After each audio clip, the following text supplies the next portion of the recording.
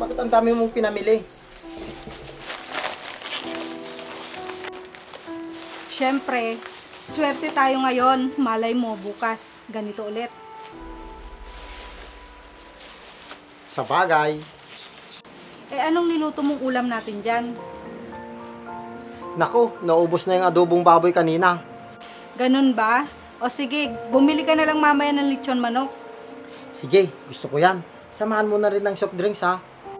Sige na nga. O, itong pera o. Sige, magpahinga ka muna dyan. Sige.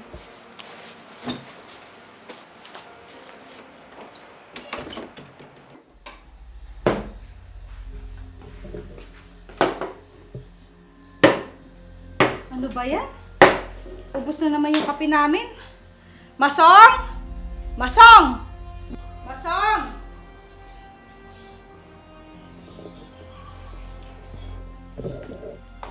Bakit? Tingnan mo oh, ubus na naman yung kape natin. Pasensya na, Mitch. Naubos na kasi yung pinamili mo. Bakit?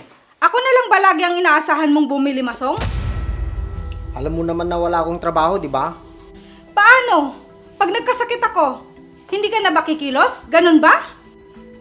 Eh, tagaluto naman ako at taga-asikaso sa mga anak natin, di ba? Oo, alam ko. Pero, umaasa ka lagi sa akin.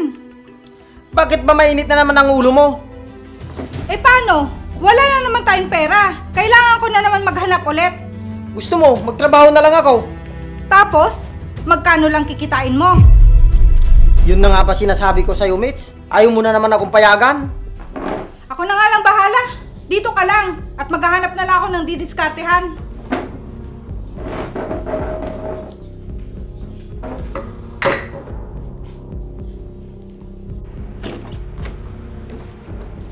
Paano na kaya to?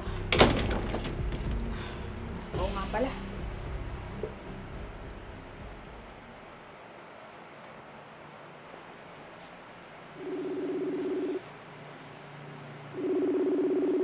Hello, Mare. May extra ka ba dyan? Kasi hindi ako binayaran ng nakautang sa akin. Kahit 5,000 lang, ibabalik ko rin ngayong linggo. Talaga, Mare? Ang bait mo talaga. Sige, dadaanan ko na lang sa bahay ninyo. Salamat ulit.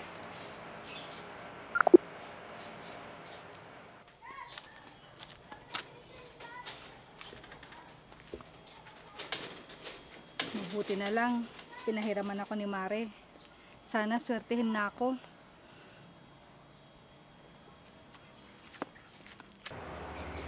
Maring Mitch!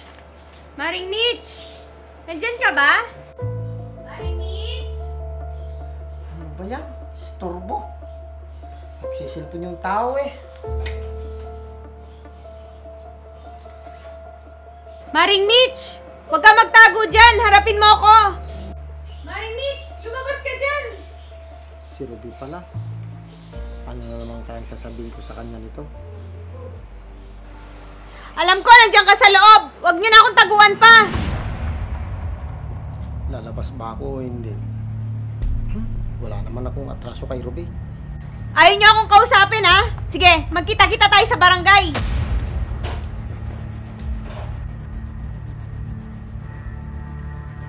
Ito na lang, umalis na si Ruby.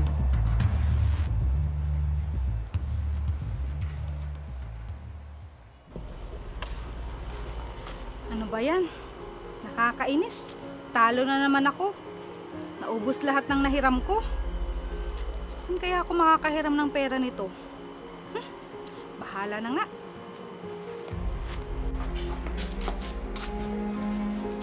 Ano ba yan? Kung minamalas ka nga naman. Mitch, nandiyan ka na pala? May pagkain ba tayo dyan? Wala nga eh. Yung anak natin kanina, iyak nang iyak, kaya dinala ko kila nanay. Sana, umutang ka muna sa tindahan ng bigas at sardinas. Ayaw na nilang magpautang kasi mahaba na daw yung listahan natin. Kailan nanay sana, humingi ka doon ng pera. Alam mo naman na nahiya na din ako sa kanila kasi lagi na lang sila nagbibigay sa atin. Paano yan ngayon? Wala tayong kakainin. Siya nga pala, Mitch, may sulat ka. Pinapatawag ka sa barangay. Ha? Kanino galing? Nireklamo ka ni Maring Ruby dahil daw sa utang mo. Hay nako, dumagdag pa yung babaeng yon. Ikaw kasi, puro ka utang para lang sa bisyo mo. Bisyo? Nakalimutan mo na ba? Yun ang bumubuhay sa atin. Bakit ikaw? Marunong ka bang maghanap buhay? Nakaasa ka lang naman lagi sa akin. Pag may trabaho ako, ayaw mo. Sabi mo, dito lang ako sa bahay na tagaluto. Hindi ko naman alam na ganito ang mangyayari. Dati kasi, ang lakas ko naman kumita. Di naman sa lahat ng oras, swerte ka, mates. Kailangan kong makabawi. Kaso, wala na akong puhunan. Wala nang magpapahiram sa atin kasi puro utang na lang tayo. Kaya nga, hindi pa nga ako nakakapagbayad ng utang. Tapos, natalo pa yung hiniram ko. Sinabi ko naman kasi sa'yo noon pa na huminto ka na sa ginagawa mo. Saan tayo kukuha ng kakainin natin sa araw-araw? Kung hihinto ako, sige nga. Kung magbagong buhay na lang kaya tayo, mates. E paano? Wala naman tatanggap sa akin sa trabaho dahil sa edad ko. Pwede naman tayo maghanap buhay na magkasama. Magtulungan tayo. Kung isanla na lang kaya natin tong bahay at lupa natin para may puhunan ako. Yan ang wag na wag mong gagawin, mates. Paano kung natalo ka? Saan tayo titira? Sa kalye? Na parang pulube? Kahit mahirap lang tayo, ang mahalaga, may tirahan tayo. Anong gagawin natin? Saan tayo kukuha ng pera ngayon? Bakit hindi natin subukan na lumaban tayo ng patas? Anong ibig mong sabihin, Masong? Maghanap buhay tayo. Magtayo ng malit na negosyo. Paano? Wala nang nagpapahiram sa atin ng pera. Sige, susubukan kong kausapin yung kapatid ko. Pero babayaran din natin kaagad pag kumita na tayo. Ang tanong, Masong, papahiraman kaya niya tayo? Subukan natin siyang kausapin ng maayos. Baka pumayag din siya na pahiramin tayo. Sa tingin mo, kakayanin natin magnegosyo? Mas mabilis ang kita sa ginagawa ko. Oo nga, mas mabilis nga.